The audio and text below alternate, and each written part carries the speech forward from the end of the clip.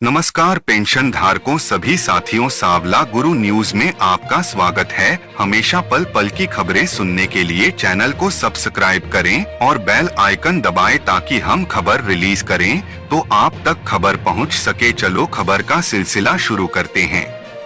खबर सुनिए। कांग्रेस पार्टी की तरफ से जो चुनावी घोषणा पत्र जारी किया गया है उसमें पुरानी पेंशन बहाली के मुद्दे को शामिल नहीं किया गया। ऐसे में ये काफी दुर्भाग्यपूर्ण है। कांग्रेस पार्टी ने मॉप्स को आश्वासन दिया था कि ओपीएस बहाली को घोषणा पत्र में शामिल किया जाएगा, लेकिन इसको शामिल नहीं किया गया। ऐसे में कर्मचारी एक बार फिर से एक्शन मोड में आ चुके हैं और गारंटीकृत पेंशन सिस्टम के लिए आंदोलन करने का मन बना चुके हैं। साथियों, स्क्रीन पर दी गई सूचना जरूर पढ़े और सुने। नंबर 1, गारंटीकृत पेंशन ओपीएस बहाली होनी ही चाहिए। नंबर 2, कांग्रेस पार्टी ने ओपीएस का दिया था आश्वासन। नंबर 3, कांग्रेस चुनावी घोषणा पत्र में करे संशोधन। नंबर 4, कर्मचारियों को ओपीएस के अलावा कुछ मंजूर नहीं। नंबर 5, नई सरकार के गठन का इंतजार। नंबर 6, 18 महीने एरियर का मुद्दा भी है शामिल। नंबर 7, महाराष्ट्र के कर्मियों को मिलेगा अंतिम बेसिक का 50% pension. National mission for old pension scheme के राष्ट्रीय अध्यक्ष डॉ मनजीत सिंह पटेल ने कहा कि एनपीएस का नाम कुछ भी रखो, लेकिन कर्मचारियों को गारंटीकृत पेंशन मिलना ही चाहिए।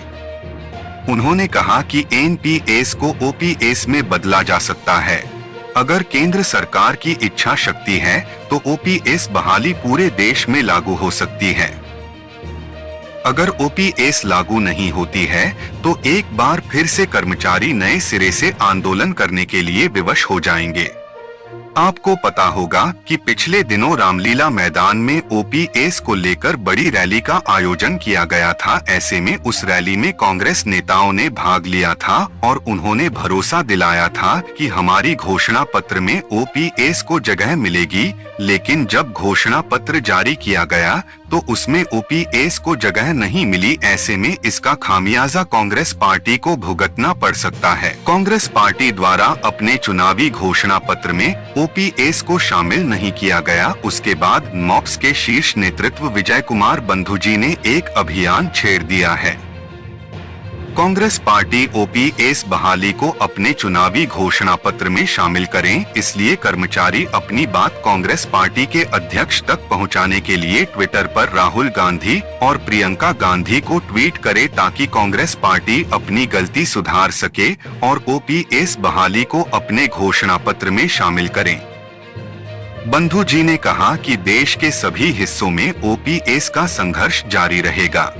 मॉप्स के राष्ट्रीय अध्यक्ष विजय कुमार बंधु ने कहा कि केंद्र सरकार को लोकसभा चुनाव में भारी नुकसान झेलना पड़ेगा। एकमात्र कांग्रेस पार्टी थी जिस पे कर्मचारियों का भरोसा था, लेकिन अब घोषणा पत्र में ओपीएस मुद्दे को शामिल न करके उस पार्टी ने भी भरोसा खो दिया है। इसका खामियाजा पार्टी को भुगतना पड़ेगा।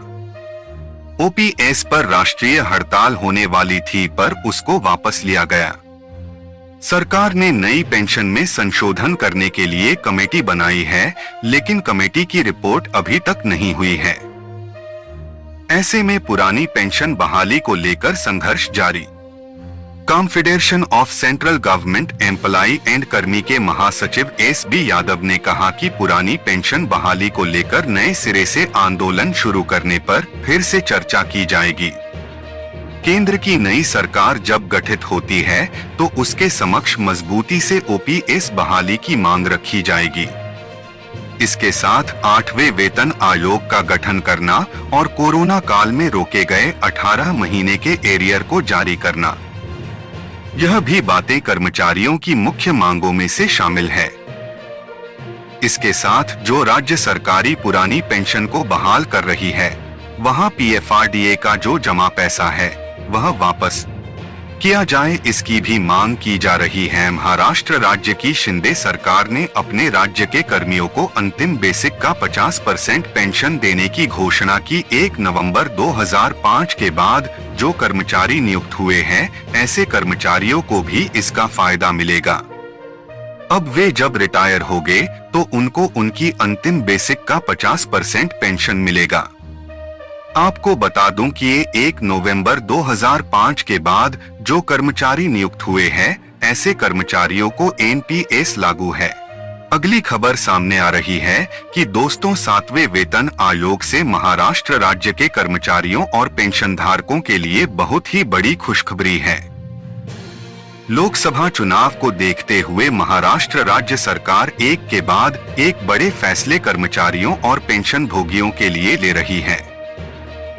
उसी कड़ी में पेंशन महंगाई भत्ते को लेकर 5 महत्वपूर्ण फैसला कर्मचारियों और पेंशन धारकों के लिए आ चुके हैं, तो पांचों ही फैसलों के बारे में आगे हम विस्तार में जानेंगे। साथियों, आपको स्क्रीन पर दिखाई दे रहा है, इसे ध्यान से सुने और पढ़े, विस्तार से जानिए। नंबर 1, पेंशन धारकों को मिलेगा 20% अतिरिक्त पेंशन। नंबर 2, 30 जून को रिटायर्ड कर्मियों को मिलेगा 1 अतिरिक्त वेतन। नंबर 3, इनको मिलेगा पुरानी पेंशन का फायदा। नंबर 4, नए कर्मचारियों को मिलेगा अंतिम बेसिक का 50% महंगाई भत्ता। नंबर 5, 4% दा बढ़ोतरी पर जल्द निर्णय। नंबर 6, सफाई कामगारों को मिलेगा खुद का घर। महाराष्ट्र राज्य सरकार ने अपनी पेंशन धारकों को शानदार तोहफा जारी कर दिया है। अभी के नियम के हिसाब से 80 साल ऊपर के पेंशन धारकों की बेसिक पेंशन में केवल 10% की बढ़ोतरी की जाती है, लेकिन अब केंद्र के समान 20% की बढ़ोतरी की जाएगी। जैसे ही पेंशन धारक 80 साल के होते हैं तो उनकी बेसिक पेंशन में 20% बढ़ोतरी की जाएगी। जो नई बेसिक होगी उसके ऊपर 50% दा यानी कि महंगाई भत्ते का भुगतान किया जाएगा। यानी जो कर्मचारी 30 जून को रिटायर हुए हैं तो ऐसे कर्मचारियों को 1 जुलाई का नोशनल इंक्रीमेंट का फायदा दिया जाएगा। अभी तक उनको इसका फायदा नहीं मिलता था। औरंगाबाद हाई कोर्ट के निर्णय के बाद महाराष्ट्र सरकार ने इसको लागू कर दिया है। अब ऐसे कर्मचारियों को 1 जुलाई का इंक्रीमेंट का फायदा दिया जाएगा। उनकी बेसिक पेंशन में सुधार किया जाएगा।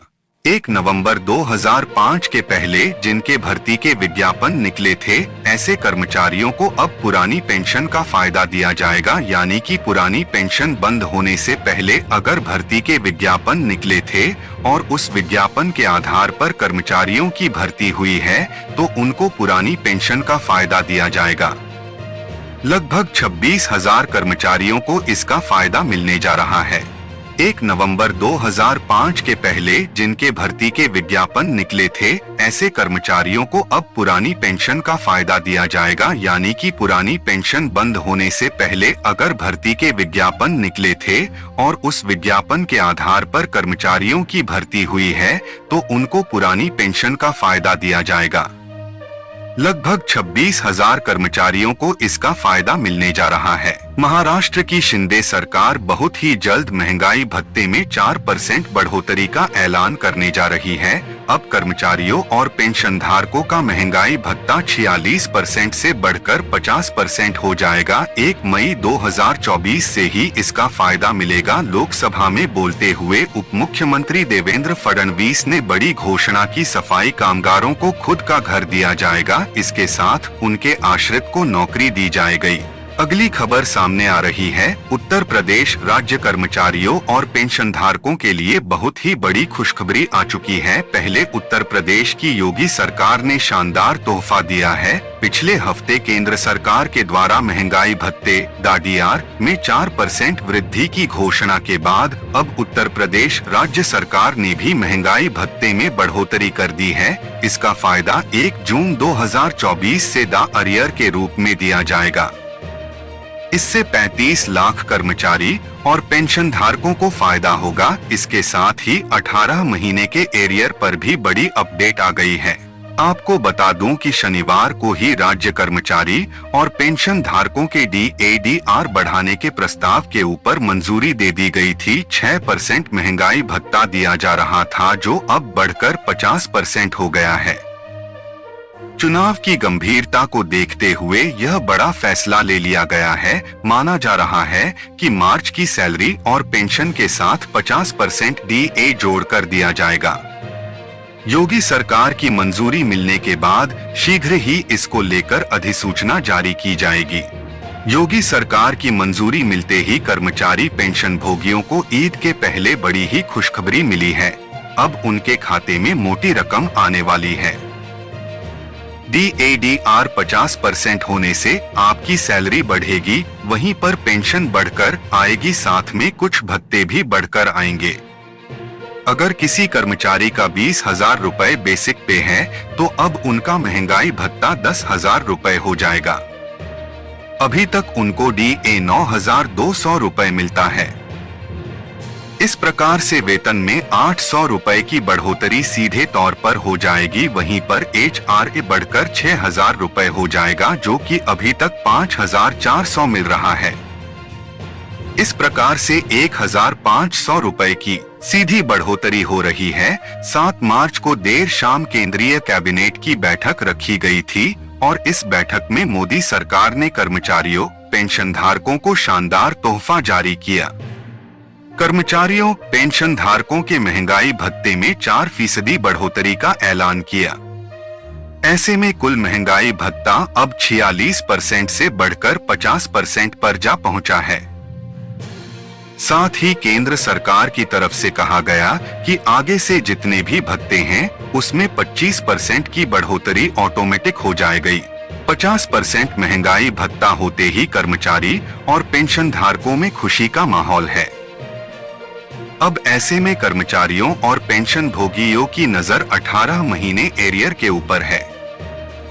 सुप्रीम कोर्ट के एक फैसले के मुताबिक पेंशन और वेतन को रोका नहीं जा सकता, तो ऐसे में 18 महीने का एरियर भी सैलरी पेंशन का हिस्सा है। इसलिए कर्मचारी और पेंशन धारक अपनी जायज मांग को लेकर केंद्र सरकार पर दबाव बना रहे हैं। ऐसे में उम्मीद है कि बहुत ही जल्द 18 महीने एरियर का पैसा आपके खाते में देखने को मिल सकता है। वित्त मंत्रालय की सूत्रों की माने तो कर्मचारियों और पेंशन धारकों को खुशखबरी मिलने वाली है। केंद्र सरकार महंगाई भत्ता आपकी बेसिक में मर्ज करके आपकी सैलरी और पेंशन को बढ़ा सकती है। महंगाई भत्ता बेसिक में मर्ज होता है तो सीधे तौर पर 4,000 से 5,000 की बढ़ोतरी आपकी वेतन पेंशन में देखने को मिल सकती है। तो साथियों, आज के लिए इतना ही, बाकी मिलेंगे नई अपडेट के साथ। पेंशन धारकों, धन्यवाद।